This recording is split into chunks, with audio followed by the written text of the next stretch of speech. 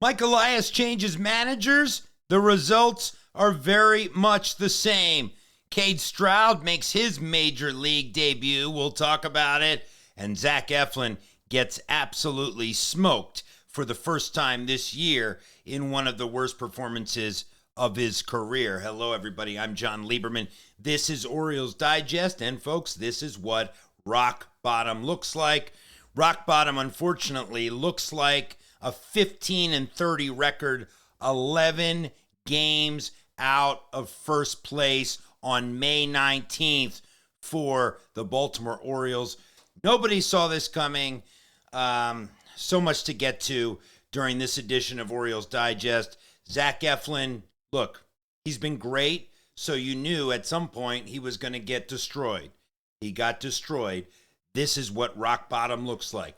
15 games under 500. The O's lose their sixth game in a row.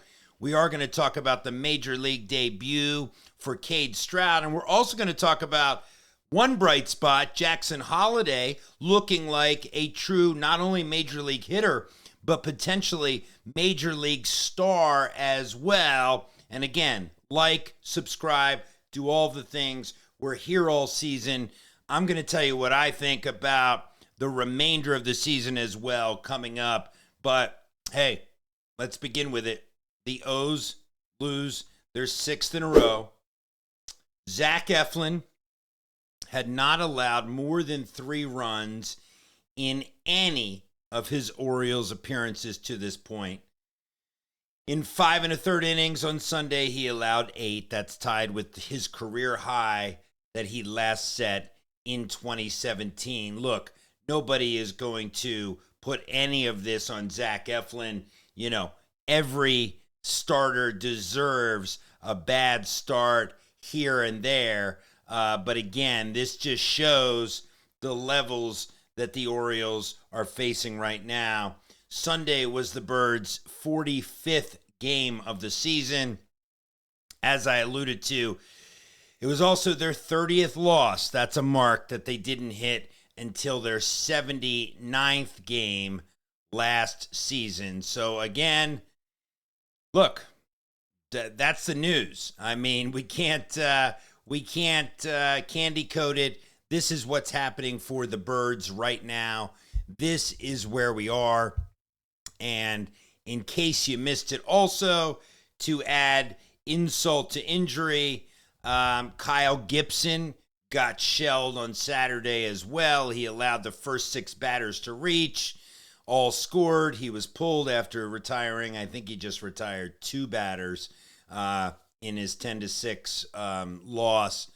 4 starts for Gibby, 0-3 with an almost 17 ERA. So Kyle Gibson has been sent away. Kyle Gibson will no longer be an Oriole. And look, Kyle Gibson, a great clubhouse guy. You know, we could I argue that he was rushed back to the bigs out of necessity. He didn't get a lot of time to ramp up down in the minors before he was thrown right back at it. I mean, the guy was on his couch before the Orioles called him, and said, "We need your services." He didn't get that much time to tune up in the minors, and then it showed with his almost 17 ERA. Kyle Gibson, though, a great clubhouse guy. You lose him. Brandon Hyde, a great clubhouse guy as well, a great guy in general who gave his heart and soul to the Orioles. He is gone now as well. And now we just have to start asking the questions. We're going to get to Jackson in a second. We're going to get to Cade Stroud in a second. But Gibby's gone, as I just said. Brandon Hyde is gone. Tony Massolino, a stand-up guy. Good to see him trying to right the ship. He is 0-2, but look, he's not a magic maker. He can't just snap his fingers and the Birds are going to do magical things. But I will tell you, I think there are a few keys to the Orioles turning this around. That's the top of Mike Elias's head. Hopefully Mike Elias is using that head to try and figure right now what to do to turn this thing around. So here we are. The bad news is it's May 18th and the Birds are 11 out.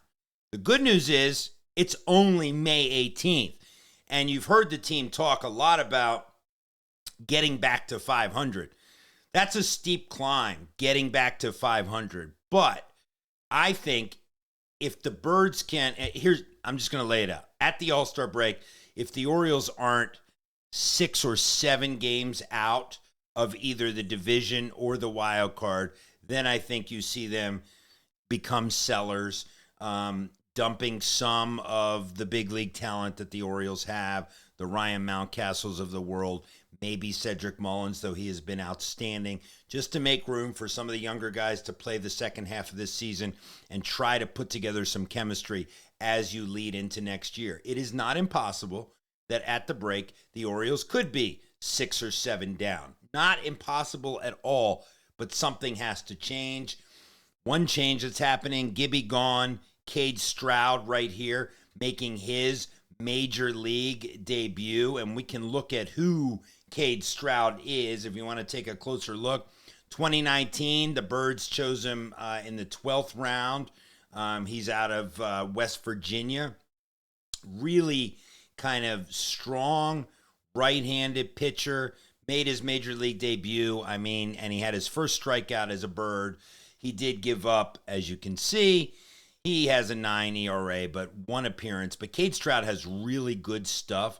So I look for Cade to be one of those guys who can hopefully come in and give the Orioles some sort of lift as we move forward. And this is Cade after his first major league strikeout. And you have to hope somebody has to give this team a shot in the arm.